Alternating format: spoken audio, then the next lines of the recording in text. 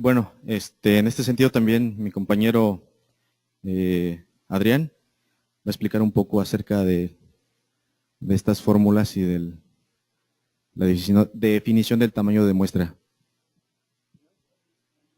Sí.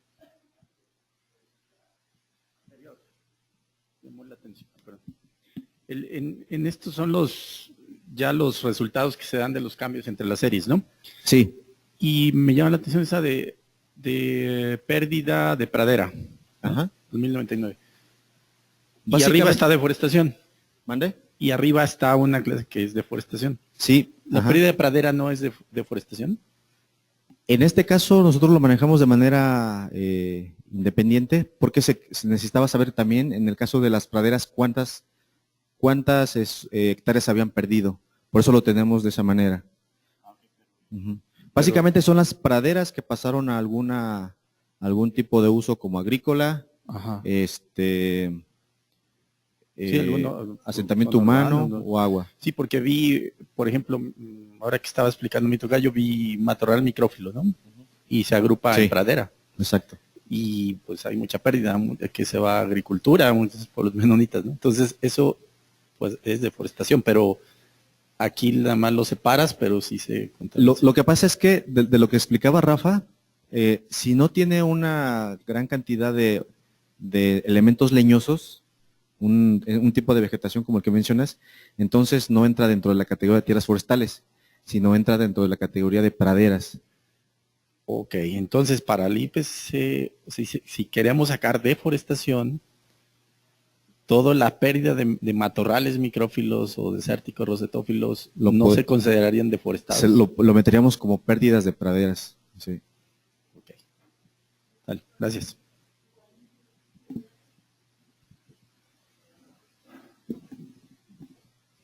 Importante comentar que el IPCC no habla de deforestación, habla más bien como de los cambios, las categorías de tierra que son tierras forestales, praderas, humedales, asentamientos, otras tierras y tierras agrícolas. Las transiciones solamente habla de las categorías con transiciones, tanto permanencia como cambios. En realidad nunca, el IPCC en ningún momento habla de deforestación. Nosotros lo llamamos así y en realidad es una discusión que también hemos tenido adentro de si es correcto, en realidad el IPCC no lo hace así. Porque en efecto, o sea, no estaríamos considerando todas las categorías, ¿no? Como nosotros en México lo hacemos. Para los datos de deforestación oficiales, nosotros tomamos pues también los del FRA, por la clasificación de vegetación. Entonces, es nada más como hacer el paréntesis de que el IPCC nunca nos habla de deforestación, nos habla más bien de las pérdidas de tierras forestales o de las conversiones de praderas hacia otros usos. Nada más.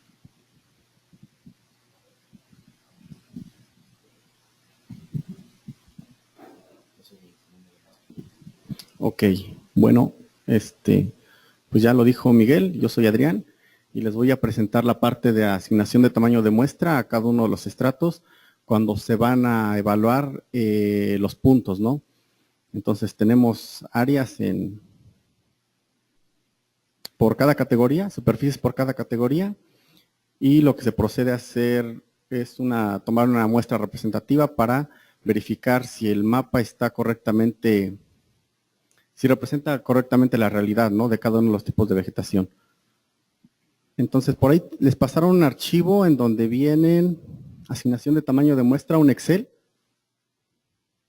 y viene en la primera parte.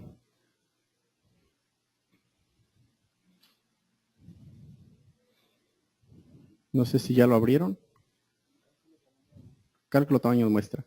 Entonces, el primer cuadro que tienen ahí es asignación de tamaño de muestra y contiene algunas variables como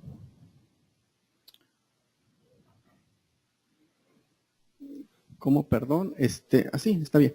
Entonces tiene estratos, los estratos que estamos viendo en el área ventana de Marqués de Comillas, en este caso son 6 o 7, un área mapeada, y lo que buscamos nosotros es la columna J, que es un área, un tamaño de muestra que vamos a mandar a revisar puntos de forma manual, ¿verdad, Miguel?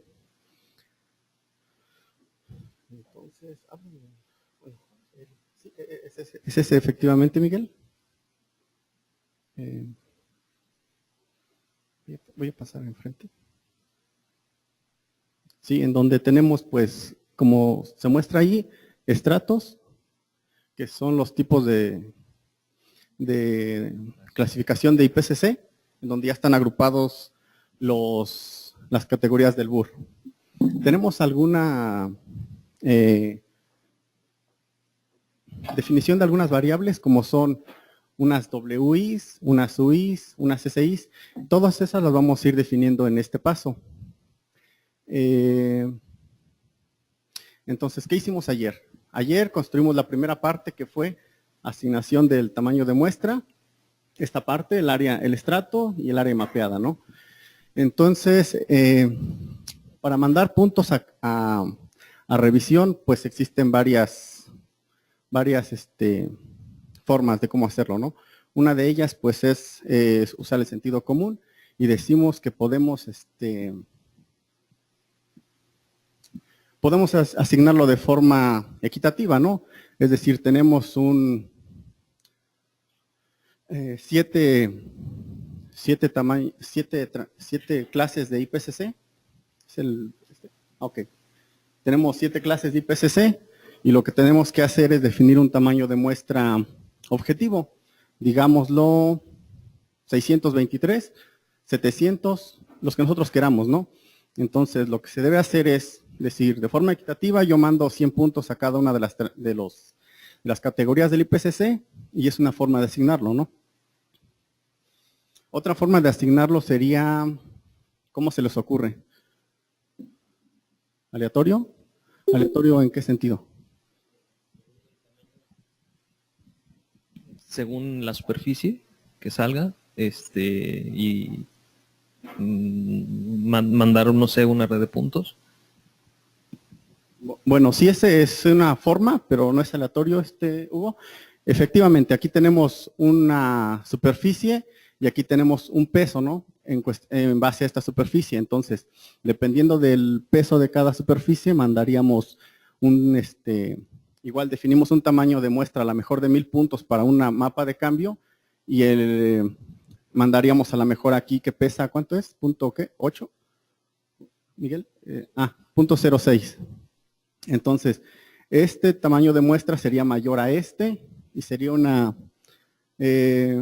asignación de tamaño de muestra proporcional a cada una de las áreas. Otra forma de asignarlo, ¿cómo sería, Miguel?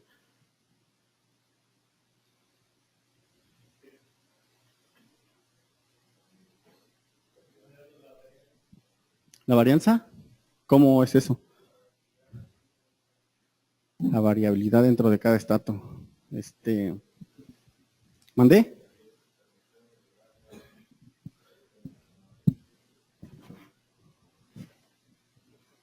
Esa es una forma muy compleja, no la alcanza a sintetizar mi cerebro. Pero sí, digamos que es una forma de hacerlo.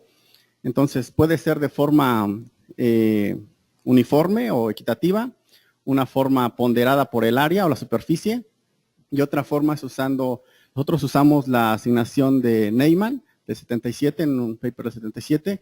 Entonces, él hace la siguiente metodología.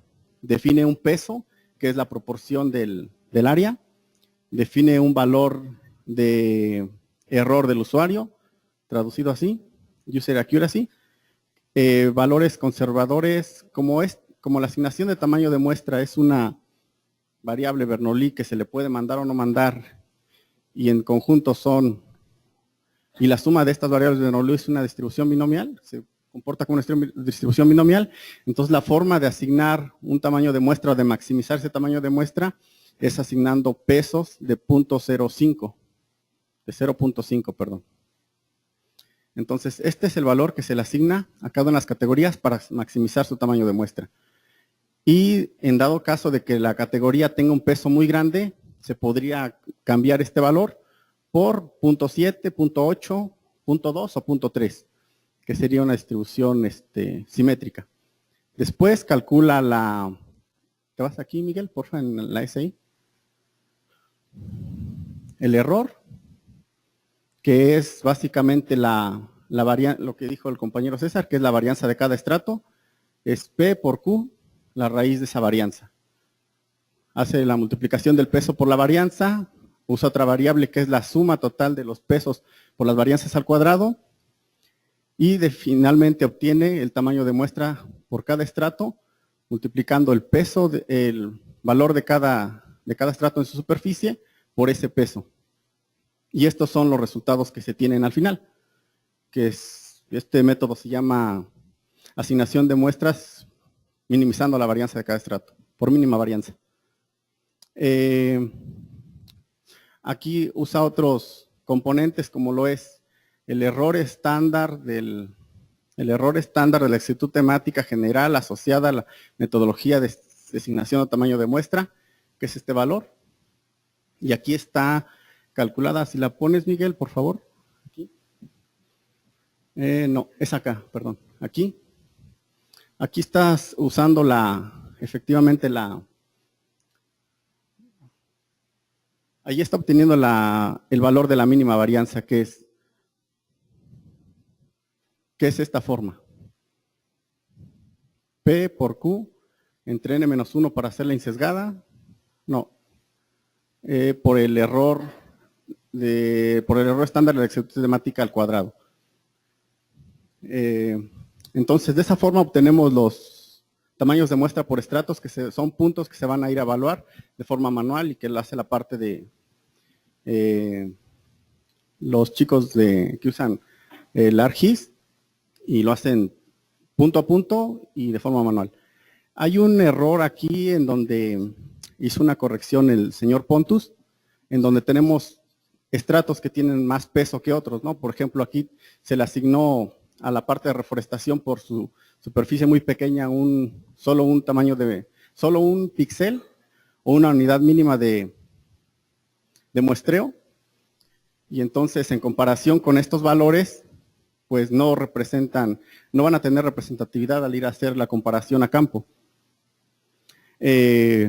Pontus hace una sugerencia que estos estratos que tienen valores muy pequeños de puntos, de asignación de puntos, se haga una ponderación o se aumente el número de puntos entre 50 y 100 puntos, afectando solamente a esto en el valor del user y producer en el cálculo de exactitud temática general. Y entonces es la forma en que lo hicimos para la parte de la sexta y la forma en que se va a hacer para esta área ventana que es Marqués de Comillas. A los puntos que son menores que 50, se suben a 50 y aquí se subieron a 50. En el caso de la sexta comunicación, como es a nivel nacional, me parece que Osvaldo hizo una simulación de cuándo se estabilizaba el tamaño de muestra y en ese caso no lo hicimos a un valor que fuera entre 50 y 100, sino más bien se fue a un valor de 300 para aquellas categorías que fueran menores a 100. A ver, ¿qué más debo decir aquí? El valor de usuario a priori, 0.5. La desviación estándar. Esto es todo en la parte de asignación de tamaño de muestra. Más bien tengo una pequeña pregunta, Adrián, sobre... Tú no puedes preguntar, Alfonso. No, perdón, es algo más bien para aclarar unas cosas, porque las últimas dos columnas, tienen ese tamaño de muestra NI y luego el tamaño ajustado. Entonces tú dices que con Olofsson, si tenemos un tamaño chiquito, que lo podemos ajustar entre, creo que 50 y 100, ¿verdad? Sí. Entonces, ¿cuál es la razón? ¿Hay algún motivo para, si por ejemplo yo digo, voy a ajustar mi tamaño a 60 o a 50 o a 90? ¿En qué está basada esta idea de ajustar? ¿Cuál es el motivo? ¿Cuál es, digamos, la razón para ajustar? Si yo, por ejemplo, ajusto mi tamaño a 50, el otro lo ajusta, digamos, a 90, ¿cuál es, digamos, ¿cómo lo hago para asignar, digamos, mi peso de ajuste? Esa es mi pregunta. Eso es como dos preguntas, ¿no? Una pregunta doble ahí. Entonces, ¿por qué lo hago? Bueno, pues fácil, ¿no? Aquí tengo, de acuerdo a la superficie, en 615 píxeles o hectáreas, voy a ir a interpretar solo 2 puntos para cerciorarme si este tipo de vegetación o esta clase del IPCC es efectivamente degradación. Entonces eso es algo poco representativo, entonces aquí deberíamos tener mayor número de puntos. Esa es la primera pregunta. La primera pregunta. La segunda es que tú dices cómo afecta o cuál es el valor óptimo a ponderar, ¿no? Bueno, pues el valor, como ya lo dijo Pontus, es entre 50 y 100. Si te acercas un cambio en el valor del user, no recuerdo si es subestimado o sobreestimado. Si te acercas a 100, es un valor igual subestimado o sobreestimado del user. Pero también Pontus hace, en un estudio no publicado, de forma oficial, hace como 2 meses, con un grupo de otros técnicos y científicos, hizo una asignación de tamaño de muestra por una ponderación del área. Entonces aquí puedes hacerlo así, sacas un área ponderada y en base al área ponderada puedes ajustar mejor tu tamaño de muestra, ya que te va a presentar efectivamente lo que tienes acá en los WIs. Y así ya no dices para ningún lado, ni para ni sobreestimado el user ni sobreestimado.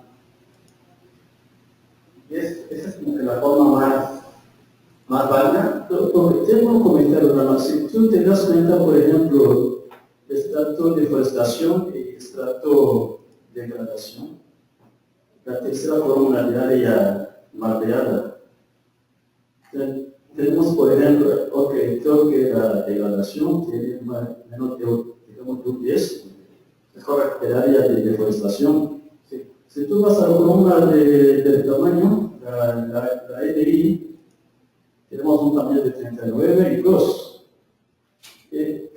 Porque a mí me parece justo ajustar la última columna a 50-50, porque yo pienso que no será mejor también tomar en cuenta el área mapeada, hacer, digamos, alguna proporcionalidad.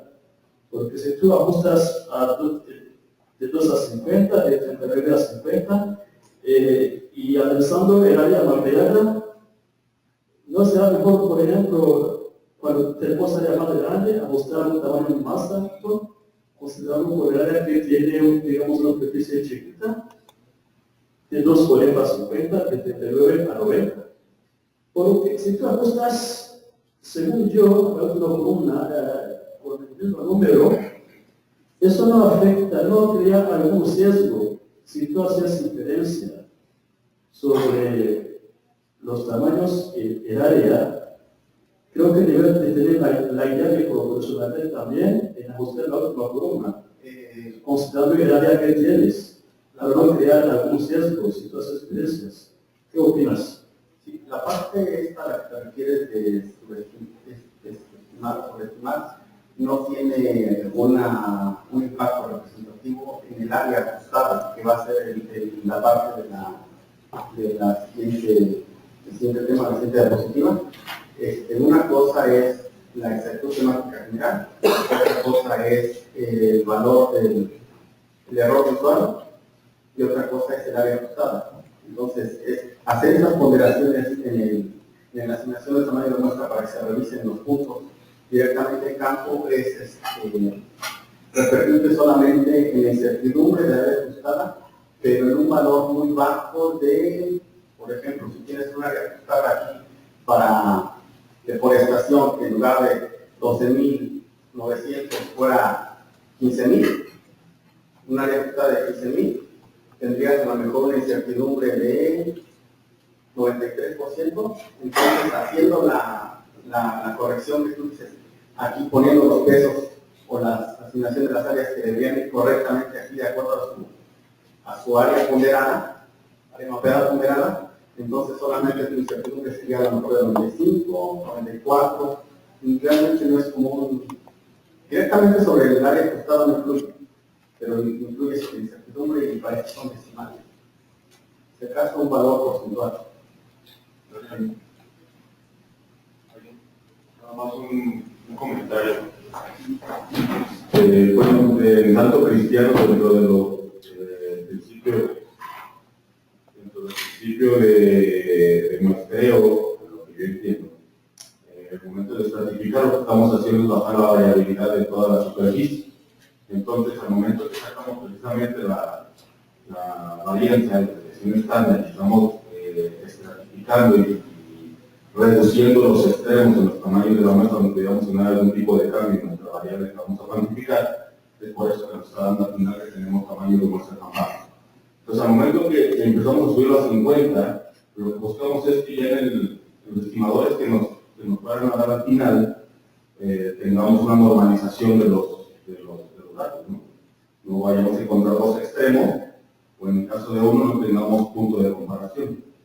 Entonces, en mis santos cristianos, lo que yo entiendo nada más es de que, independientemente del tamaño, como ya estratificamos, lo que estamos haciendo nada más es normalizar el número de puntos y tener datos para poder sacar conclusiones o los estimadores de tamaño.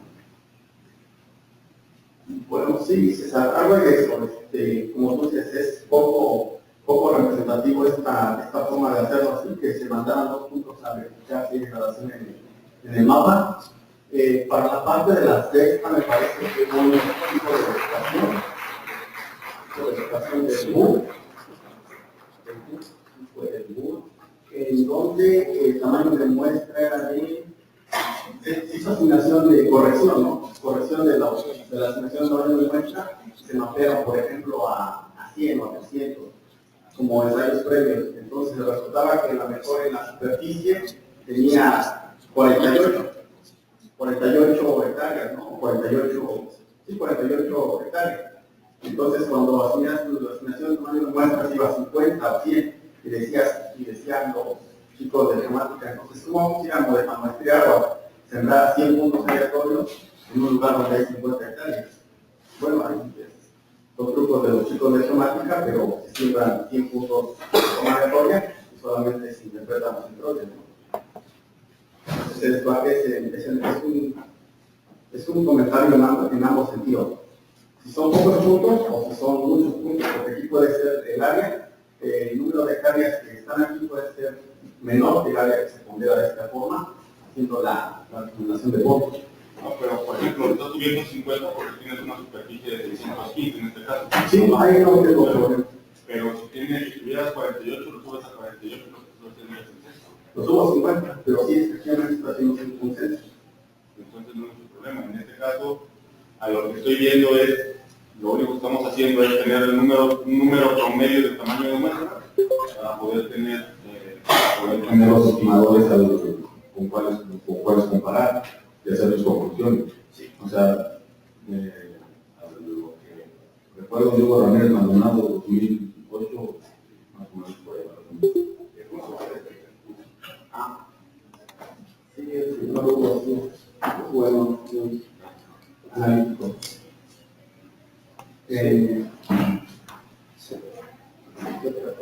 Pues en la parte de asignación también nos muestra todo lo que se hace.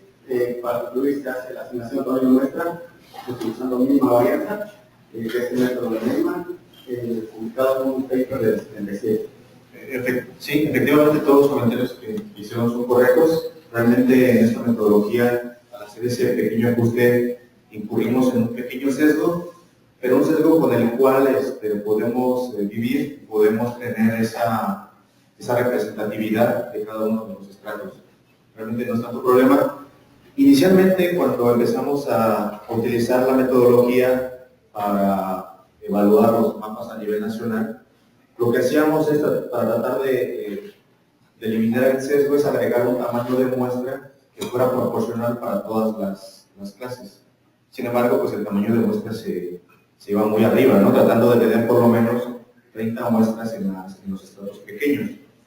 Y consultábamos con algunos expertos en el tema, con Steedman, y él nos hacía la recomendación que no había ningún problema que ajustáramos de manera manual este tamaño de muestra, sobre todo para tratar de mapear las clases pequeñas.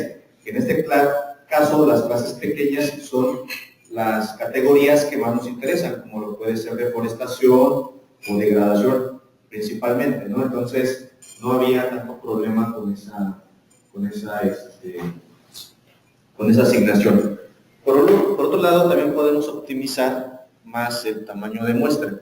Como les decía, básicamente nosotros nos interesan evaluar qué tan bien o qué tan mal estamos mapeando las áreas como la deforestación, la degradación o las áreas de pérdida de pradera.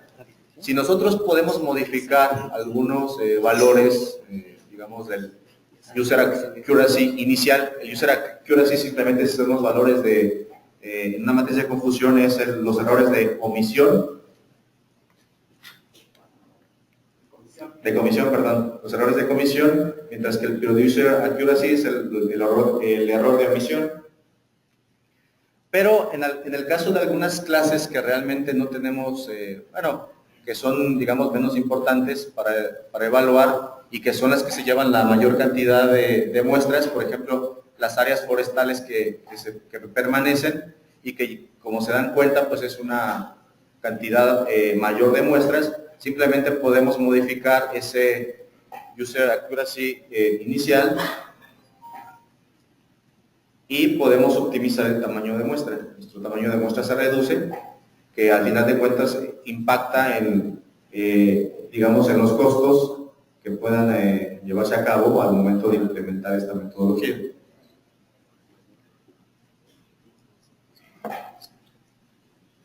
¿Alguna otra pregunta?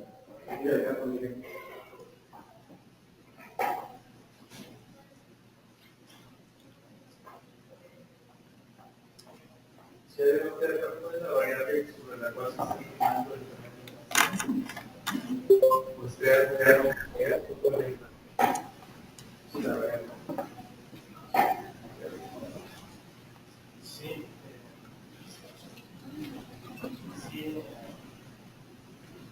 Si en la población tienes para estimar la variable que dices para en este caso, suponiendo el nivel de tamaño de la población, la variable que utilizas es si nos crea o si no crea, ¿verdad?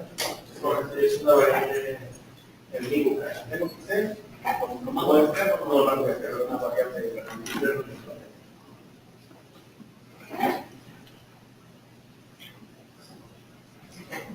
Ya, te doy la palabra.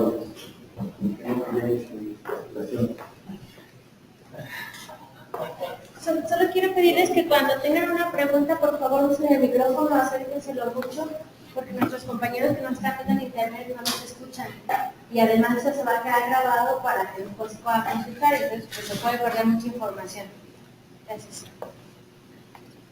Listo, pues ya digamos, en este Excel que les pasé, pues realmente ya está automatizado todo el cálculo del tamaño de muestra en esta primera tablita. Simplemente sería cuestión de que cada quien,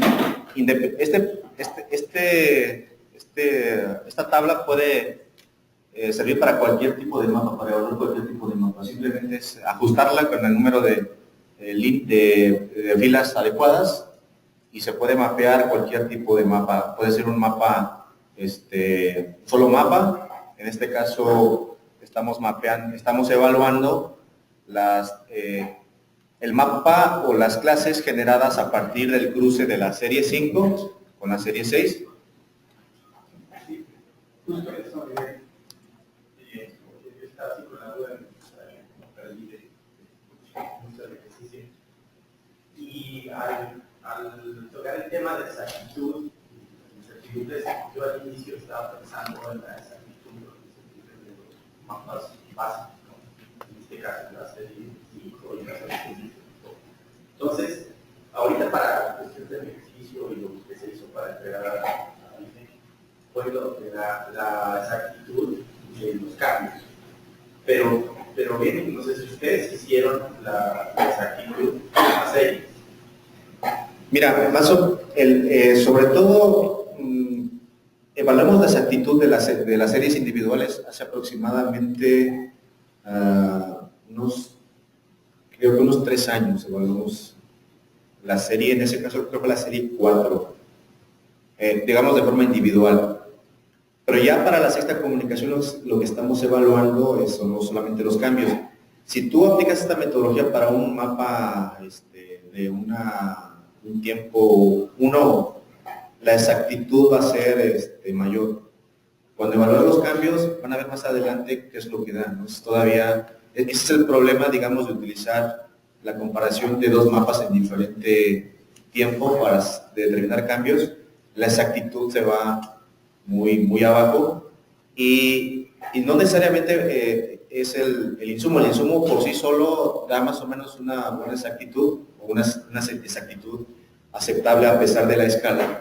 Pero como el objetivo de las series de IDEGI no es detectar cambios, al momento de hacer el mapeo de los cambios y evaluarlos, pues realmente la exactitud es muy baja. Pero esta metodología puede ser para cualquier tipo de ejercicio, para un mapa inicial o para la integración o el cruce de dos mapas para detección de cambios o para una metodología de percepción remota para evaluar qué tan buena es una clasificación o qué tan buena es una detección de cambios, ¿no? Simplemente hay que hacer el ajuste. En este caso ya está, digamos, automatizado y si se necesitan más clases, simplemente tendría que agregar las clases con su respectiva superficie y después correr las fórmulas, ¿no? Y tal cálculo del tamaño de muestra y, bueno, hay que hacer el ajuste, sobre todo para esas clases pequeñas.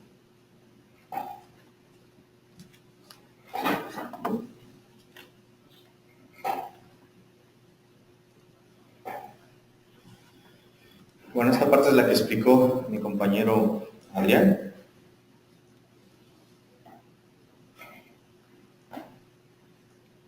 Ok, entonces, una vez que nosotros tenemos ya calculado el tamaño de muestra para cada clase con su respectiva ajuste, es decir, ya tenemos la cantidad de polígonos, perdón, de muestras que vamos a visitar en campo o con alguna otra, digamos, protocolo para establecer esa evaluación, pues lo que sigue es establecer de forma aleatoria dentro de cada categoría los puntos que se van a muestrear. Entonces, lo que procede, vamos a abrir la tablita que ayer estuvimos trabajando.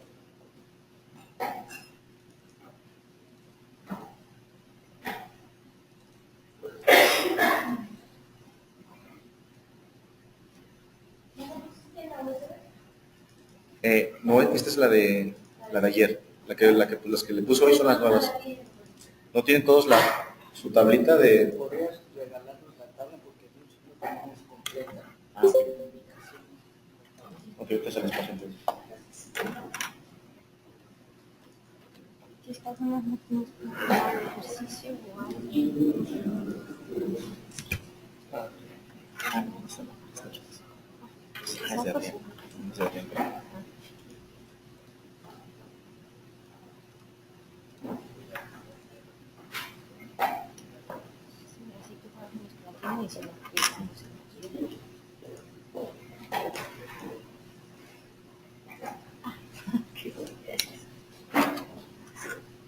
¿Está ya?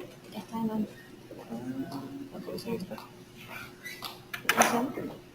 No, esa es de ayer, esta me la voy a pegar. En la misma carpeta de triados, ¿no?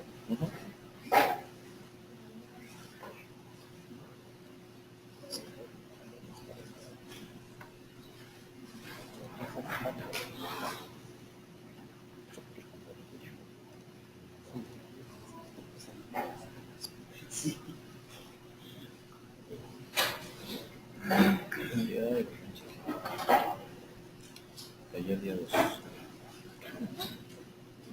Sí, ¿cómo se llama? Se llama, móntate de cómo se llama. Está muy lenta mi sí. Seguro va a estar bien, ¿no? Espero que no. Sí, pues te tomas unos minutos y la reinicias.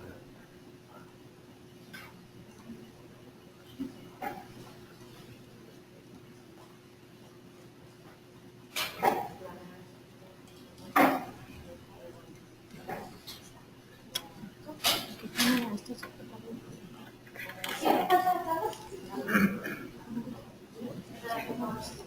no pasa nada. Ah, ok. A ver, bueno. ¿Mande? Sí.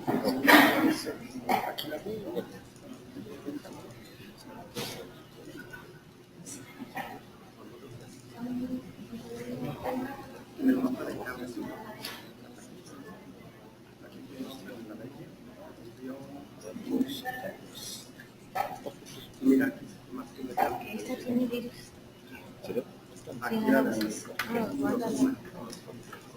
Como aquí muy lejos, de no se ve.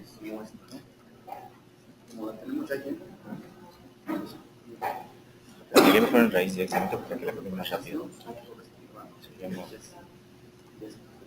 Tiene nada más 6 o 7 categorías. ¿Cómo se llama? Se llama USS, ¿no? Y aquí no sé cómo se llama. Sí, otra vez. Bueno, si recuerdas, ayer estuvimos trabajando en una tabla en la cual generamos la matriz, esta matriz de transición. Esa es la tabla que vamos a trabajar ahorita. Lo que corresponde ahorita es esta columna no la generamos ayer. ¿Se acuerdan que les dije que, bueno, habría que llenar la tablita? Esta tabla para hacer el cálculo de tamaño de muestra. Lo que necesito ahorita que hagan es con sus tablas es que generen esta nueva columna y que coloquen por favor el tipo o la transición que corresponde. Es decir, en el caso, por ejemplo,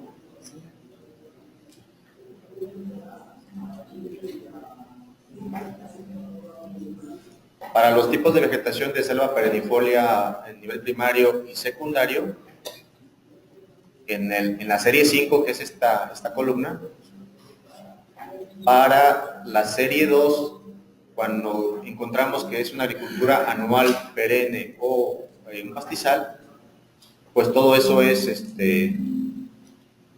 deforestación. Entonces ahorita unos 10 minutos para generar esa tabla. Tiene que ser de manera manual. Entonces, esta es la que vamos a utilizar ahorita para generar el tamaño, para hacer la distribución aleatoria de las muestras.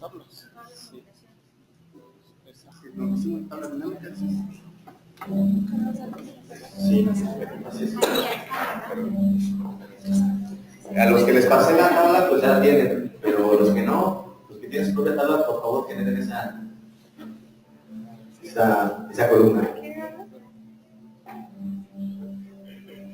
No se vale pedir la tabla.